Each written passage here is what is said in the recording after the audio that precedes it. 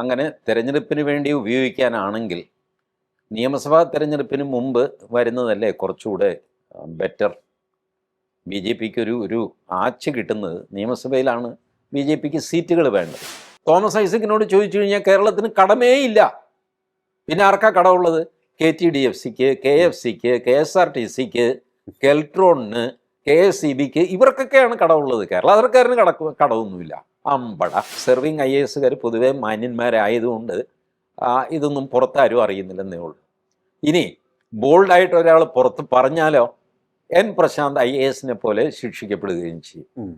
അതിൻ്റെ ചെയർമാനായിട്ട് മുഖ്യമന്ത്രി ഇരുന്നത് അത് തോമസ് ഐസക്ക് പെടുത്തിയതാണ് എന്ന് ഞാൻ കരുതുന്നു.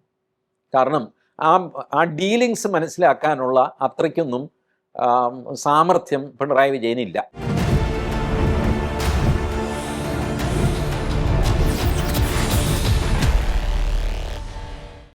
നമസ്കാരം, ടോക്കിംഗ് പോയിന്റിലേക്ക് സ്വാഗതം.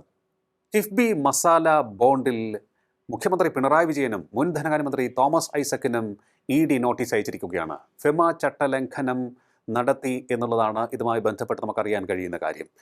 പരിശോധിക്കാൻ നമുക്ക് ഈ വിഷയത്തിൻ്റെ വിവിധ വശങ്ങൾ. നമ്മോടൊപ്പം ചേരുകയാണ് രാഷ്ട്രീയ നിരീക്ഷകൻ ശ്രീ TG മോഹൻദാസ്. നമസ്കാരം സർ, ടോക്കിംഗ് പോയിന്റിലേക്ക് സ്വാഗതം. നമസ്കാരം സർ, ഈ തിരഞ്ഞെടുപ്പ് അടുത്ത് ഇരിക്കുന്ന സമയത്താണ് EDയുടെ നോട്ടീസ് പിണറായി വിജയനും തോമസ് ഐസക്കിനും വന്നിരിക്കുന്നത്. എന്തൊക്കെയാണ് ഇതിൽ നിന്ന് നമ്മൾ മനസ്സിലാക്കേണ്ട കാര്യങ്ങൾ? അല്ല, ആ ഒരു ആംഗിൾ നമുക്ക് അവഗണിക്കാൻ പറ്റില്ല. തദ്ദേശ തെരഞ്ഞെടുപ്പ് അടുത്തു വന്നു. ആ സമയത്ത് ED കയറിയിട്ട് നോട്ടീസ് അയച്ച് വാർത്തയാക്കി CPMനെ ചീത്തയാക്കാൻ ശ്രമിക്കുന്നു എന്നൊരു കൗണ്ടർ ആർഗ്യുമെൻ്റ് വരും. ബട്ട് അത് നമ്മൾ ആലോചിച്ച് നോക്കിയാൽ അങ്ങനെ തെരഞ്ഞെടുപ്പിന് വേണ്ടി ഉപയോഗിക്കാനാണെങ്കിൽ നിയമസഭാ തെരഞ്ഞെടുപ്പിന് മുമ്പ് വരുന്നതല്ലേ കുറച്ചുകൂടെ ബെറ്റർ. ബി ജെ പിക്ക് ഒരു ആച്ച് കിട്ടുന്നത് നിയമസഭയിലാണ്. ബി ജെ പിക്ക് സീറ്റുകൾ വേണ്ടത്. പഞ്ചായത്ത് ഇപ്പോൾ 1-2 എണ്ണം കൂടുതൽ കിട്ടിയാലും കുറവ് കിട്ടിയാലും ഇത്രയ്ക്കേ ഉള്ളൂ. അതിൻ്റെ പൊളിറ്റിക്കൽ ഇമ്പാക്റ്റ് ഇത്രയ്ക്കൊക്കെ ഉള്ളൂ. പല സ്ഥലത്തും സ്വതന്ത്രരാണ് മത്സരിക്കുന്നത്, പല രീതിയിലുള്ള താല്പര്യങ്ങളൊക്കെ ഉണ്ട്. അതുകൊണ്ട് അത്ര വലിയ പൊളിറ്റിക്കൽ ഇമ്പാക്റ്റ് ഉണ്ടാക്കുന്ന ഒന്നല്ല പഞ്ചായത്ത് തിരഞ്ഞെടുപ്പ്. നിയമസഭാ തിരഞ്ഞെടുപ്പ് അങ്ങനെയല്ല, പൊളിറ്റിക്കൽ ഇമ്പാക്റ്റ് ഉണ്ടാക്കുന്നത്. അപ്പോൾ പൊളിറ്റിക്കൽ ഉദ്ദേശത്തോടെ കൊണ്ടുവന്ന ഒരു കേസാണെങ്കിൽ അത് താമസിയാതെ നിയമസഭാ തെരഞ്ഞെടുപ്പ് വരികയല്ലേ. ഈ വരുന്ന ഏപ്രിൽ മെയ് മാസങ്ങളിൽ അത് നടത്തിയല്ലേ പറ്റുള്ളൂ. അപ്പോൾ വെറും ഒരു 4 മാസത്തെ ഗ്യാപ്പിനിടയ്ക്ക് ഒരു രാഷ്ട്രീയ ലക്ഷ്യം വെച്ചുകൊണ്ട് കേസ് എന്ന് പറയുന്നത് അത് പരിശോധനയിൽ അത് നിൽക്കില്ല. ആ ആർഗ്യുമെൻ്റ് ശരിയല്ല. ബട്ട് CPM ആ ആർഗ്യുമെൻ്റ് കൊണ്ടുവരും, ഞങ്ങളെ തോൽപ്പിക്കാൻ ഇവർ കേസുമായിട്ട് വന്നു എന്നൊക്കെ പറഞ്ഞു. അത് അതിൻ്റെ രാഷ്ട്രീയ വശം. ബട്ട് ഈ സാമ്പത്തിക രംഗത്ത് നോക്കിക്കഴിഞ്ഞാലേ പുറകോട്ട് ഈ കിഫ്ബി ഉണ്ടായ കാലം ആലോചിച്ച് നോക്കുക. സർക്കാരിൻ്റെ എല്ലാ വികസന പ്രവർത്തനങ്ങളും കിഫ്ബി വഴിക്കാണ്. സന്തോഷം. അപ്പോൾ പിന്നെ ബാക്കി ഡിപ്പാർട്ട്മെൻറ്റൊക്കെ എന്തിനാ? അവരെ പിരിച്ചു വിട്ടൂടെ? കിഫ്ബി ആണല്ലോ എല്ലാം ചെയ്യുന്നത്. പിന്നെന്തിനാ ഡിപ്പാർട്ട്മെൻറ്റ്? ഈ ചോദ്യം സുധാകരൻ അന്ന് ചോദിച്ചു. സുധാകരൻ അന്ന് PWD മിനിസ്റ്ററാണ്, തോമസ് ഐസക്ക് ധനമന്ത്രിയും. സുധാകരൻ ഒരു പ്രസംഗത്തിൽ പറഞ്ഞു, PWDക്ക് കാശ് കിട്ടണമെങ്കിൽ നേരത്തെ ഒരു 3-4 സെക്രട്ടറിമാരുടെ മുമ്പിൽ പോയി തല ചൊറിയണമായിരുന്നു. ഇപ്പോൾ പുതിയൊരു തമ്പുരാൻ വന്നിട്ടുണ്ട്, കിഫ്ബി. അയാളുടെയും കൂടെ മുന്നിൽ പോയി തല ചൊറിഞ്ഞാലേ എനിക്ക് കാശ് കിട്ടുള്ളൂ എന്നുള്ള സ്ഥിതിയായി. ഇത് സുധാകരൻ പറഞ്ഞതാണ്. തോമസ് ഐസക്കും സുധാകരനും തമ്മിൽ അല്പം പെശ കാണുമെന്ന് അറിയാമല്ലോ നേരത്തെ മുതൽ. ആ വഴക്കിൻ്റെ പേരിൽ ഇതങ്ങ് ഡിസ്കൗണ്ട് ചെയ്തു ആൾക്കാർ. അതുകൊണ്ട് സുധാകരൻ ക്ഷോഭിച്ചു. അങ്ങനെയല്ല, സുധാകരൻ പറഞ്ഞത് കൃത്യമാണ്. ഇവർ മസാല ബോണ്ട് ഇംഗ്ലണ്ടിൽ പോയി മറ്റേ മണിയൊക്കെ അടിച്ച് ഇത് റെഡിയാക്കി. ഇവിടെ ചെയ്തതെന്താ? ഇവിടെ കൺസോളിഡേറ്റഡ് ഫണ്ടിൽ വരേണ്ട കാശ്, ഉദാഹരണം പെട്രോളിൻ്റെ ടാക്സ്, ആ ടാക്സ് ഹാർഡ് ക്യാഷായിട്ട് കിട്ടുന്നതാണ്. എപ്പോൾ ലിജോ പെട്രോൾ അടച്ചാലും കാശ് കൊടുത്തല്ലേ, കടം മാറുന്ന പരിപാടിയില്ലല്ലോ പമ്പിൽ. ഇപ്പം ലിക്വിഡ് ക്യാഷ് സർക്കാരിന് കിട്ടുന്നത് ഈ പെട്രോൾ ഡീസൽ വിൽപ്പനയിൽ നിന്നാണ്. അതിൽ നിന്നുള്ള വരുമാനം കിഫ്ബിയിലേക്ക് കൊണ്ടുപോവുക. എന്നിട്ട് ഒരു പഞ്ചായത്ത് കിണർ പണിയണമെങ്കിൽ കിഫ്ബിയിൽ നിന്ന് ഫണ്ട് അനുവദിച്ചു എന്ന് പറഞ്ഞിട്ട് പഞ്ചായത്ത് കിണറിൻ്റെ വലിയ അക്ഷരത്തിൽ എഴുതി വയ്ക്കുക, കിഫ്ബിയിൽ പെടുത്തി. എന്ത് കിഫ്ബിയിൽ പെടുത്തി? നിങ്ങൾ ഉള്ള ഡിപ്പാർട്ട്മെൻറ്റുകൾ കൂടാതെ വേറൊരു ഡിപ്പാർട്ട്മെൻറ്റ് കൂടെ ഉണ്ടാക്കി വെച്ചിട്ട് അതിൽ പെടുത്തിയിട്ട് വികസനം, എവിടുത്തെ വികസനം? വെറുതെ കുറേ അഡ്മിനിസ്ട്രേഷൻ എക്സ്പെൻഡിച്ചർ കൂടെ ഉണ്ടാക്കി. ഇനി നിങ്ങൾക്ക് കടമെടുക്കണം. ഞാൻ സാമ്പത്തിക വിദഗ്ധനൊന്നുമല്ല, പക്ഷേ സാമ്പത്തിക വിദഗ്ധന്മാർ അന്നും ഇന്നും പറയുന്നത് നിങ്ങൾക്ക് ഇതിലും കുറഞ്ഞ പലിശയ്ക്ക് ആഭ്യന്തര മാർക്കറ്റിൽ നിന്ന് കടമെടുക്കാം, ഷെഡ്യൂൾഡ് ബാങ്കുകളിൽ നിന്ന് കടമെടുക്കാം. അതൊരു തർക്ക വിഷയമാണ്. അതിൽ എനിക്ക് ഞാൻ സാമ്പത്തികം പഠിച്ചിട്ടുള്ള ആളല്ല, അതുകൊണ്ട് ഞാനതിലേക്ക് കടക്കുന്നില്ല. പക്ഷേ ഒരു പോയിൻ്റ് നേരത്തെ മുതൽ ഇവർ റേസ് ചെയ്യുന്നത് അതാണ്. ആളുകളെ പറ്റിക്കാൻ, സാമ്പത്തിക തിരിമറി നടത്താൻ പറ്റിയ ഒരു സ്ഥലമാണ് സ്റ്റോക്ക് എക്സ്ചേഞ്ച്. പണ്ട് നമ്മുടെ ഹർഷത് മേത്ത ആണ് സ്റ്റോക്ക് എക്സ്ചേഞ്ചിൽ തിരിമറി നടത്താമെന്ന് കാണിച്ച ആദ്യത്തെ ആൾ. അങ്ങനെ മരിച്ചുപോയി, അങ്ങനെ ശിക്ഷിക്കാനും പറ്റിയില്ല. എന്തുമായിക്കോട്ടെ, സ്റ്റോക്ക് എക്സ്ചേഞ്ച് അന്നു മുതൽ നോട്ടപ്പുള്ളിയായി. സെബി എന്നുള്ള സ്ഥാപനം നിലവിൽ വന്നു. Securities and exchange board of India എന്ന് പറഞ്ഞിട്ട് അവരാണ് സ്റ്റോക്ക് എക്സ്ചേഞ്ചിൽ തട്ടിപ്പ് നടക്കാതെ ഒക്കെ നോക്കുന്ന ആൾക്കാർ. തോമസ് ഐസക്ക് അതിലും മിടുക്കനായതുകൊണ്ടാകാൻ ലണ്ടൻ സ്റ്റോക്ക് എക്സ്ചേഞ്ചിൽ കൊണ്ടുപോയിട്ട് ഇത് മസാല ബോണ്ട് എന്ന് പറഞ്ഞിട്ട് അത് നടത്തി. ഇത് ആളുകൾക്ക് മനസ്സിലാവാൻ എളുപ്പമല്ല. കാരണം ഈ പൊതിക്കകത്ത് പൊതി, അതിനകത്ത് പൊതി, പിന്നെ അതിനകത്ത് പൊതി, ഇങ്ങനെ പോകുന്ന ഒരു ഏർപ്പാടാണ് ഇതൊക്കെ.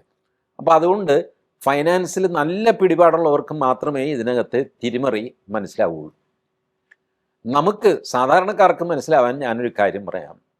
ഇതിൻ്റെ ചെയർമാൻ പിണറായി വിജയൻ, അതുകൊണ്ടാണല്ലോ ഇപ്പം നോട്ടീസ് കിട്ടിയിരിക്കുന്നത്.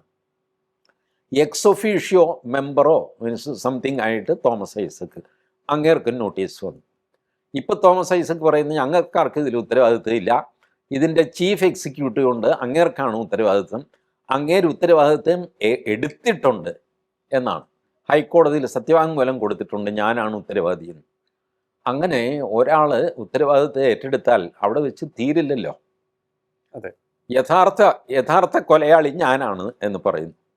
ലിജോ പറയുകയാണ് അതിൻ്റെ ഉത്തരവാദിത്വം ഞാൻ ഏറ്റെടുത്തു എന്ന് പറഞ്ഞാൽ ലിജോ കൊലയാളിയായിട്ട് മാറുമോ? ഇല്ല, കൊലയാളി ഞാൻ തന്നെയാണ്. ലിജോ ഉത്തരവാദിത്വം ഏറ്റെടുത്തു എന്ന് പറഞ്ഞാൽ എൻ്റെ ഉത്തരവാദിത്വം പോകുന്നത് എങ്ങനെയാണ്? അത് സത്യവാങ്മൂലം കൊടുത്തുകൊണ്ട് ഉത്തരവാദിത്വം ഇല്ലാതാകുന്നില്ല. അപ്പോൾ ഇതുപോലത്തെ തിരിമറികളും ഈ തരികിടകളുമാണ് തോമസ് ഐസക്ക് ചെയ്യുന്നത്.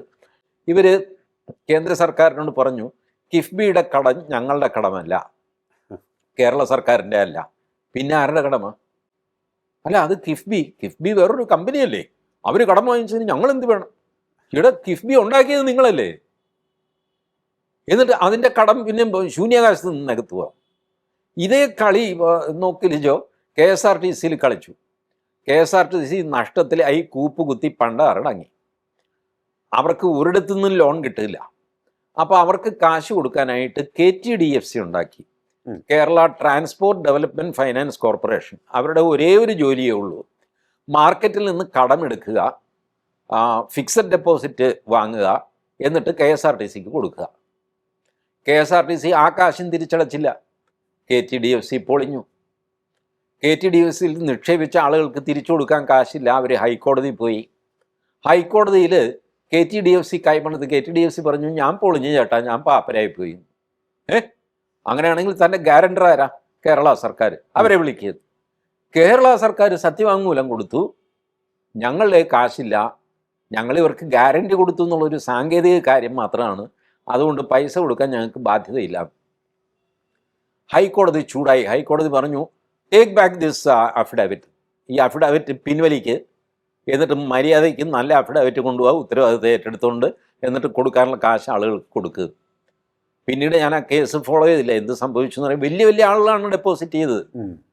കൽക്കട്ടയിലെ രാമകൃഷ്ണ മിഷനാണ് KTDFCയിൽ 120 കോടി രൂപയോ മറ്റോ ഡെപ്പോസിറ്റ് ചെയ്തത്. എന്തു പറയും? കേരള സർക്കാർ കൈമണർത്തുന്നു. സർക്കാർ ഒരു പ്രസ്ഥാനം ഉണ്ടാക്കുക, അതിനെ കൊണ്ട് കടമെടുപ്പിക്കുക, എന്നിട്ട് സർക്കാർ അത് എൻ്റെ കടമല്ല എന്ന് പറയുക. തോമസ് ഐസക്കിനോട് ചോദിച്ചു കഴിഞ്ഞാൽ കേരളത്തിന് കടമേ ഇല്ല. പിന്നെ ആർക്കാ കടമുള്ളത്? KTDFCക്ക്, KFCക്ക്, KSRTCക്ക്, കെൽട്രോണിന്, KSEBക്ക്, ഇവർക്കൊക്കെയാണ് കടമുള്ളത്. കേരള സർക്കാരിന് കടമൊന്നുമില്ല. അമ്പട. ഈ മിടുക്ക് ബുദ്ധിയുള്ളവരെടുത്ത് ചിലവാകുമെന്ന് വിചാരിച്ചോ? അങ്ങനെയാണ് കേന്ദ്രവും കേരളവും തമ്മിൽ നടക്കുന്നത്. കേന്ദ്രം പറഞ്ഞു, ഇതിൽ കൂടുതൽ കടമെടുക്കാൻ പറ്റില്ല, ഞങ്ങൾ സമ്മതിക്കില്ല എന്ന് വഴക്കായി. സുപ്രീം കോടതിയിൽ പോയി. സുപ്രീം കോടതി ഫൈനലി അഡ്വൈസ് ചെയ്തു, ബാലഗോപാലെ എന്തെങ്കിലും കിട്ടുന്നത് മേടിച്ചോ, നിങ്ങൾ ഓൾറെഡി ലിമിറ്റ് ക്രോസ് ചെയ്ത് നാശമായിട്ട് നിൽക്കുകയാണ്, ഞങ്ങൾ ഇടപെടാൻ പോവുകയാണ്. കേന്ദ്രം പറഞ്ഞു ഇടപെട്ടോളൂ, എല്ലാ സംസ്ഥാനങ്ങളും വരും, ഇടപെട്ട് എന്താണെന്ന് വെച്ചാൽ തീരുമാനിച്ചാൽ മതി. സുപ്രീം കോടതി പറഞ്ഞു അല്ല പറ്റില്ല, അതൊന്നും പറ്റില്ല. എല്ലാ സംസ്ഥാനവും കൂടെ സുപ്രീം കോടതി പോയി കഴിഞ്ഞാൽ അവരെന്ത് ചെയ്യും? അവർക്ക് ധനകാര്യ മാനേജ്മെൻറ്റ് ഓടിക്കാൻ പറ്റില്ല സുപ്രീം കോടതിയെ കൊണ്ട്. അങ്ങനെ നമ്മൾ അത് കൂടെ വഷളായി. അത് പിന്നീട് അത് മാധ്യമങ്ങളിലെങ്ങും ഒന്നുമില്ല. എവിടെ പോയി ആ കേസ്? ഒന്നും സംഭവിച്ചില്ല, ഒരു ചുക്കും സംഭവിച്ചില്ല. ഞങ്ങളിപ്പം മലമറിക്കുമെന്ന് പറഞ്ഞിട്ട്.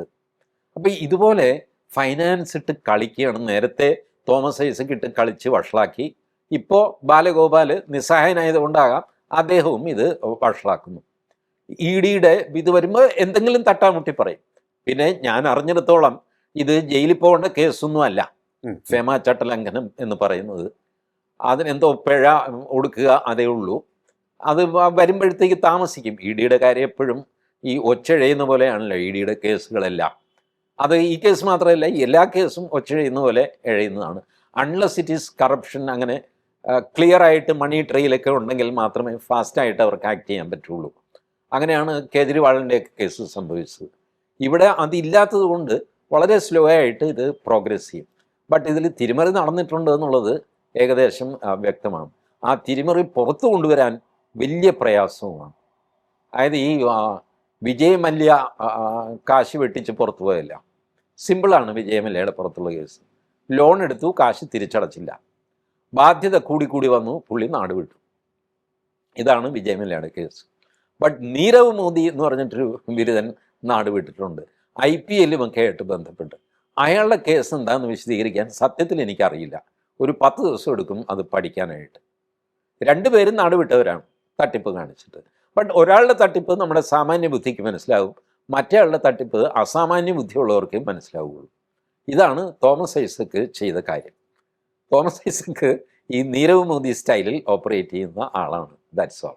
ഇപ്പോൾ കെ ജയകുമാർ നോക്കൂ, IMGയിൽ ഡയറക്ടർ ആണ് അദ്ദേഹം. വാസ്തവത്തിൽ IMGയിലെ ടോപ്പ് മോസ്റ്റ് പോസ്റ്റിൻ്റെ പേര് ഡയറക്ടർ എന്നല്ല, ഡയറക്ടർ ജനറൽ എന്നാണ്. ഡയറക്ടർ ജനറൽ പോസ്റ്റ് വേക്കൻ്റ് ആണ്. കാര്യം എന്താണെന്ന് വെച്ചാൽ അവിടെ ഇരിക്കേണ്ട ഒരു IAS-കാരന്. ആ IAS-കാരനെ ഇരുത്താൻ പിണറായി വിജയന് മനസ്സില്ല, അല്ലെങ്കിൽ മറ്റ് പുള്ളിയുടെ കോട്ടേരിക്ക് മനസ്സില്ല. പുതിയൊരു തസ്തിക ടെമ്പററി ഉണ്ടാക്കി ഡയറക്ടർ എന്ന് മാത്രം, ഡയറക്ടർ ജനറൽ അല്ല. ആ ഡയറക്ടറായിട്ടാണ് കെ ജയകുമാറിന് നിയമനം കൊടുക്കുന്നത്. അപ്പോൾ ഇവർക്ക് കേസിന് പോയി കഴിഞ്ഞാലും ഇതേ പറയാൻ പറ്റുള്ളൂ. അവർക്ക് കിട്ടാനുള്ളത് IAS-കാർക്ക് IAS അസോസിയേഷൻ കേസിന് പോയിട്ടുണ്ട് കേട്ടോ ഈ അപ്പോയിൻമെൻറ്റിലൊക്കെ. അപ്പോൾ സർക്കാർ ആർഗ്യൂ ചെയ്യുന്നത് നിങ്ങൾക്കുള്ള പോസ്റ്റ് വേക്കൻ്റ് ആണ്, അപ്പോൾ അവിടെ ആളെ വെച്ചിട്ടില്ലെന്നല്ലേ ഉള്ളൂ, അത് വേറെ ആർക്കും കൊടുത്തിട്ടില്ലല്ലോ. ഡയറക്ടർ എന്ന് പറഞ്ഞ് ഗവൺമെൻറ്റിന് തോന്നി പുതിയൊരാൾ കൂടെ വേണമെന്ന് തോന്നി, അതുകൊണ്ട് അയാളെ വെച്ചു, ഇത്രേ ഉള്ളൂ. അയാൾ ഡയറക്ടറാണ്, ഡയറക്ടർ ജനറൽ അല്ല. ഇങ്ങനെ വാദിക്കാൻ ഇങ്ങനത്തെ ഒരു വില കുറഞ്ഞ തന്ത്രങ്ങൾ ആൾക്കാർക്ക് എക്സ്റ്റൻഷൻ കൊടുക്കാനൊക്കെ ആയിട്ട് പിണറായി വിജയൻ ഉപയോഗിക്കുന്നു. ഇതൊക്കെ പൊതുജന മധ്യത്തിൽ വന്നാൽ പിന്നെ IAS-കാർ, സെർവിങ് IAS-കാർ പൊതുവെ മാന്യന്മാരായതുകൊണ്ട് ഇതൊന്നും പുറത്താരും അറിയുന്നില്ലെന്നേ ഉള്ളൂ. ഇനി ബോൾഡായിട്ട് ഒരാൾ പുറത്ത് പറഞ്ഞാലോ N പ്രശാന്ത് IAS-നെ പോലെ ശിക്ഷിക്കപ്പെടുകയും ചെയ്യും. Look at A young officer, ഒരു ഇത്രയും യങ്ങായി ഡൈനമിക് ആയിട്ടുള്ള ഒരു ഉദ്യോഗസ്ഥനെ നിങ്ങൾക്ക് ഈ ഒരു നിസ്സാര അതൊരു കുറ്റമാണോ എന്ന് എനിക്കറിയില്ല. എൻ്റെ നോട്ടത്തിൽ അതൊരു ഇനപ്രോപ്രിയേറ്റ് ആയിട്ടുള്ള ബിഹേവിയറാണ് സോഷ്യൽ മീഡിയയിൽ എന്തെങ്കിലും പറയുക എന്നൊക്കെയുള്ളത്. ബട്ട് സഹിക്കാൻ വയ്യാതെ ആ ഓഫീസർ അത് പറഞ്ഞു എന്ന് തന്നെ വയ്ക്കുക. അതൊരു 24 hours പറഞ്ഞ് ആ കേസ് തീർത്തിട്ട് അയാളെ സർവീസിലെടുത്ത് ഉപയോഗിക്കണ്ടേ? നോ. ഇപ്പോൾ അത് പിണറായി വിജയൻ ചുമ്മാ അങ്ങ് വിട്ടിരിക്കുകയാണ്. ജയതിലകും N പ്രശാന്തും തമ്മിൽ അടിച്ചു തീരട്ടെ. ജയതിലകൻ്റെ കയ്യിൽ അധികാരമുണ്ട്, പ്രശാന്ത് അധികാരത്തിന് തൽക്കാലം പുറത്ത് നിൽക്കുകയും ചെയ്യുന്നു. പ്രശാന്ത് കോടതിയിൽ പോയി കഴിഞ്ഞാൽ ജയതിലകിന് വേർക്കേണ്ടി വരും. The way Prashant is arguing his case, definitely ആ മനുഷ്യൻ്റെ ഭാഗത്ത് മെറിറ്റ് ഉണ്ട്. ബട്ട് ഇതുപോലെയൊക്കെയുള്ള ഈ വേണ്ടാത്ത ഉദ്യോഗസ്ഥ കളിയിലൊക്കെ പിണറായി വിജയൻ സൈഡ് പിടിക്കുകയും ചിലരെ പ്രോത്സാഹിപ്പിക്കുകയും മറ്റു ചിലരെ ചവിട്ടിത്തഴി, ഇതൊന്നും ഒരു മുഖ്യമന്ത്രിക്ക് ഭൂഷണമല്ല. അതുപോലെയാണ് ഈ കിഫ്ബിയിൽ പോയി പിണറായി വിജയൻ തലവെച്ചിരിക്കുന്നത്. ഞാൻ വിശ്വസിക്കുന്നത് സമർത്ഥനായ തോമസ് ഐസക് പിണറായിയെ കൂടെ പിടിച്ച് അതിലിട്ടു എന്നാണ്.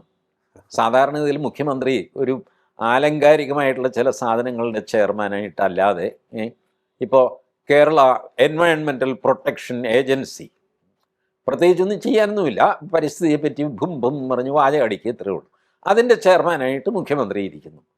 ഇങ്ങനെ ആലങ്കാരികമായ പോസ്റ്റുകളിലാണ് മുഖ്യമന്ത്രി ഇരിക്കാറുള്ളത്. അല്ലാതെ ഒരു ഓപ്പറേറ്റിംഗ് ആയിട്ടുള്ള ഒരു കമ്പനി അതിൻ്റെ ചെയർമാനായിട്ട് മുഖ്യമന്ത്രി ഇരുന്നത് അത് തോമസ് ഐസക്ക് പെടുത്തിയതാണ് എന്ന് ഞാൻ കരുതുന്നു. കാരണം ആ ഡീലിങ്സ് മനസ്സിലാക്കാനുള്ള അത്രയ്ക്കൊന്നും സാമർഥ്യം പിണറായി വിജയനില്ല. ഞാനത് കുറവായിട്ട് പറയുകയല്ല, അദ്ദേഹത്തിൻ്റെ ഒരു റീച്ച് നമുക്കറിയാമല്ലോ. ഇപ്പോൾ എന്നെ പിടിച്ചിരുത്തിയാലും അത് തന്നെ സംഭവിക്കും. എനിക്ക് സാമ്പത്തിക ജ്ഞാനമൊന്നുമില്ല, എന്നെ വിശ്വസിച്ച ആൾ പറയുകയാണ് ചേട്ടൻ തന്നെ ചെയർമാൻ, ഓ ശരി ആയിക്കോട്ടെ എന്ന് പറയും. ഇവൻ പെടുത്തിയതാണെന്ന് പിന്നെയല്ലേ നമുക്ക് മനസ്സിലാവുള്ളൂ. ഇങ്ങനെ സംഭവിച്ചതാകാനാണ് സാധ്യത എന്ന് ഞാൻ കരുതുന്നു. ഏതായാലും ഇറ്റ്സ് എ ഡെവലപ്പിംഗ് സ്റ്റോറി, നമുക്ക് നോക്കാം. അതെ, പക്ഷേ ഒരു ചോദ്യം കൂടി സാർ, ഈ പൊളിറ്റിക്കൽ ഇംപ്ലിക്കേഷൻസ് എങ്ങനെയായിരിക്കും ഈ പ്രത്യേകിച്ച് തദ്ദേശ തെരഞ്ഞെടുപ്പാണ് എങ്കിൽ തന്നെയും ഈ കിഫ്ബി ഉണ്ട്, അതല്ലാതെ ശബരിമല വിഷയമുണ്ട്, ഇങ്ങനെ ഒട്ടേറെ വിഷയങ്ങൾ മുഖ്യമന്ത്രി പിണറായി വിജയനെതിരെ അല്ലെങ്കിൽ അദ്ദേഹത്തിൻ്റെ പാർട്ടിയെ പ്രതിരോധത്തിലാക്കുന്ന തരത്തിലേക്ക് പോവുകയാണോ ഈ തിരഞ്ഞെടുപ്പിൽ? ലിജോ, കഴിഞ്ഞ നമ്മളുടെ ഡിസ്കഷനിൽ ഞാൻ പറഞ്ഞിരുന്നു, ഈ സ്വർണ്ണക്കൊള്ള ഈ പഞ്ചായത്ത് തിരഞ്ഞെടുപ്പിൽ ഒരു വിഷയമാണ് അല്ലാന്ന് ഞാൻ പറഞ്ഞിരുന്നു. അതിനുശേഷവും 2-3 സ്ഥാനാർത്ഥികൾ എൻ്റെ വീട്ടിൽ വന്നു. അവരും എനിക്ക് കടലാസൊക്കെ തന്നിട്ട് പോയി. ഒരു മനുഷ്യൻ സ്വർണ്ണക്കൊള്ളയെ പറ്റി ഒരു അക്ഷരം വേണ്ടിയിട്ടില്ല. അതെ, ഇത്തരം വിഷയങ്ങളൊന്നും പഞ്ചായത്ത്, മുനിസിപ്പാലിറ്റി, കോർപ്പറേഷൻ തിരഞ്ഞെടുപ്പിൽ ഏൽക്കുകയില്ല. കാരണം അവിടെ സിവിക് കമ്മ്യൂണിറ്റീസിൻ്റെ പ്രശ്നമാണെന്ന്. റോഡില്ല, വെള്ളമില്ല, കറണ്ടില്ല, വെള്ളം ആകെ 2 മണിക്കൂറേ കിട്ടുന്നുള്ളൂ, മാലിന്യ നീക്കം ശരിയല്ല, ഇതുപോലത്തെ പ്രശ്നങ്ങളാണല്ലോ പഞ്ചായത്ത്, കോർപ്പറേഷൻ തിരഞ്ഞെടുപ്പിലേക്ക് റിഫ്ലക്റ്റ് ചെയ്യുന്നത്. അതുകൊണ്ടാണ് എനിക്ക് തോന്നുന്നു ഈ തിരഞ്ഞെടുപ്പിലാണ് ഏറ്റവും അധികം സ്വതന്ത്രന്മാർ ചരിത്രത്തിൽ ആദ്യമായിട്ട് മത്സരിക്കുന്നത്. അതെ, പൊളിറ്റിക്കൽ പാർട്ടികളും മെല്ലെ പുറകോട്ട് മാറിക്കൊണ്ടിരിക്കുന്നു. അവരുടെ ചിഹ്നത്തിൽ ആളെ നിർത്തിയാൽ ക്ലിക്ക് ചെയ്യില്ല എന്നവർക്കറിയാം. അതെ, ഞാൻ കഴിഞ്ഞ ദിവസം ഈ കൈരളി ചാനലിൽ ഈ പഞ്ചായത്ത് തിരഞ്ഞെടുപ്പിനെ പറ്റിയുള്ള ചർച്ച, ഈ ഫീൽഡ് ചർച്ചയുണ്ടല്ലോ, റോഡിൽ പോയി നിന്ന് ചർച്ച ചെയ്യും. ആ ചർച്ചയിൽ ഒരു മനുഷ്യൻ PM ശ്രീയെ പറ്റി, അങ്ങനെ CPM കാരനാണെന്ന് തോന്നുന്നു, വലിയ കടക്ഷോഭം നടത്തുന്നു. PM ശ്രീയിലൂടെ സാംസ്കാരികമായ കടന്നുകയറ്റം നടത്തുന്നു എന്നൊക്കെ പറഞ്ഞിട്ട് കേട്ടോണ്ടിരിക്കുന്നവരിങ്ങനെ അന്തം വിട്ടിരിക്കുന്നു. ഇയാളിതെന്താ പറയുന്നത്? PM ശ്രീ, ഇവിടെ മനുഷ്യന് കുടിവെള്ളം കിട്ടുന്നില്ല, പൈപ്പ് പൊട്ടിക്കിടക്കുന്നു, കലുങ്ക് ശരിയാക്കിയിട്ടില്ല, ഇതൊക്കെയാണല്ലോ ഒരു പഞ്ചായത്തിലാണ് ഈ ഡിസ്കഷൻ. അവിടെ PM ശ്രീക്ക് എന്ത് പ്രസക്തി? അപ്പോൾ ഇത് വാസ്തവത്തിൽ ഈ പൊളിറ്റിക്സ്, പഞ്ചായത്ത് കോർപ്പറേഷൻ തിരഞ്ഞെടുപ്പിൽ നിന്നും പൊളിറ്റിക്സ് മാറേണ്ട സമയം അതിക്രമിച്ചു. ഇത് വടക്കോട്ടൊന്നും ഇല്ല കേട്ടോ, മഹാരാഷ്ട്രയിലില്ല, ഉത്തർപ്രദേശിലില്ല, അവിടെയൊക്കെ പഞ്ചായത്ത് തിരഞ്ഞെടുപ്പുണ്ട്. ജില്ലാ പരിഷത്ത് എന്ന് പറഞ്ഞിട്ട് അവർക്കുണ്ട്, നമ്മുടെ ജില്ലാ പഞ്ചായത്ത് പോലെ. അവിടെ ഒന്നും രാഷ്ട്രീയമില്ല. കാരണം ബേസിക് വികസന പ്രവർത്തനം, ഇപ്പം കുടിവെള്ളം എന്ന് പറയുന്നത് RSSകാരനും വേണം, പോപ്പുലർ ഫ്രണ്ടുകാരനും വേണം, CPMകാരനും വേണം, വേണ്ടേ? അതെ, നക്സലൈറ്റ് ആണെങ്കിലും അയാൾക്ക് കുടിവെള്ളം വേണ്ടേ? ശരിയാണ്. അവിടെ എന്ത് രാഷ്ട്രീയം? പണ്ട് LK അദ്വാനി പറഞ്ഞിരുന്നു, a large area of governance have nothing to do with ideology. നമുക്ക് കുടിവെള്ളം, പാലം, റോഡ്, ഇലക്ട്രിസിറ്റി, ഗ്യാസ്, ഇതിലൊന്നും ഐഡിയോളജി ഇല്ലല്ലോ. ഇതൊക്കെ എല്ലാവർക്കും ബേസിക് കമ്മ്യൂണിറ്റീസ് വേണ്ടതാണ്. ശരിയാണ്. അപ്പോൾ ഭരണത്തിൻ്റെ വലിയൊരു ശതമാനം എന്ന് പറയുന്നത് ഐഡിയോളജിയുമായിട്ട് ബന്ധമില്ലാത്ത കാര്യങ്ങളാണ്. എന്നിട്ട് ഐഡിയോളജി ചൊല്ലി വലിയ വഴക്കുണ്ടാകുകയും ചെയ്യുന്നു. അതുകൊണ്ടാണ് ഞാൻ പറയുന്നത്, മറ്റ് സംസ്ഥാനങ്ങളിലൊക്കെ ഒരുപാട് സ്ഥലത്ത് ചെയ്യുന്ന പോലെ പഞ്ചായത്ത് കോർപ്പറേഷൻ തിരഞ്ഞെടുപ്പിലൊക്കെ രാഷ്ട്രീയം മാറ്റിവെക്കുക. മിടുക്കന്മാർ വരട്ടെ, അവർ ഈ കാര്യങ്ങൾ ബേസിക് കമ്മ്യൂണിറ്റീസ് റെഡിയാക്കട്ടെ. ഈ ഗ്യാസും വെള്ളമൊക്കെ ഉണ്ടെങ്കിലല്ലേ പൊളിറ്റീഷ്യന് പുറത്തിറങ്ങിയിട്ട് പ്രസംഗിക്കാൻ പറ്റുള്ളൂ. അത് ഈ പഞ്ചായത്തിലെ വാർഡ് അംഗങ്ങളൊക്കെ കൂടെ ചെയ്തു തരും. അവർ തരുന്ന ഭക്ഷണം കഴിച്ചിട്ട് നിങ്ങൾക്ക് ഈ പറഞ്ഞ PM ശ്രീയെ പറ്റി പ്രസംഗിക്കാം. അല്ലാതെ എല്ലാ സ്ഥലത്തും രാഷ്ട്രീയം കൊണ്ടുപോയി കഴിഞ്ഞാൽ നമുക്ക് മുതലാവില്ല, ജീവിക്കാൻ പറ്റില്ല. ശരിയാണ്. എന്തായാലും ഈ കിഫ്ബി വിഷയം ഏത് തരത്തിലേക്ക് പോകുന്നു, അങ്ങ് പറഞ്ഞതുപോലെ തന്നെ എങ്ങനെ അത് മുന്നോട്ട് പോകുന്നു എന്ന് നമുക്ക് കാത്തിരുന്ന് കാണാം. അത് പക്ഷേ തിരഞ്ഞെടുപ്പിനെ ബാധിക്കാൻ സാധ്യതയില്ല എന്ന് തന്നെയാണ് അങ്ങ് പറഞ്ഞിരിക്കുന്നത്. തിരഞ്ഞെടുപ്പിൽ, അതായത് തദ്ദേശ തിരഞ്ഞെടുപ്പിൽ നമ്മുടെ ജീവിതത്തെ ബാധിക്കുന്ന വിഷയങ്ങൾ ചർച്ചയാകട്ടെ. വളരെയധികം നന്ദി സാർ, ഇത്ര സമയം ടോക്കിംഗ് പോയിന്റുമായി സംസാരിച്ചത്. Thank you. ടോക്കിംഗ് പോയിന്റ് അധ്യായം ഇവിടെ പൂർണ്ണമാകുന്നു. അടുത്ത എപ്പിസോഡിൽ കാണാം നമുക്ക്. നമസ്കാരം.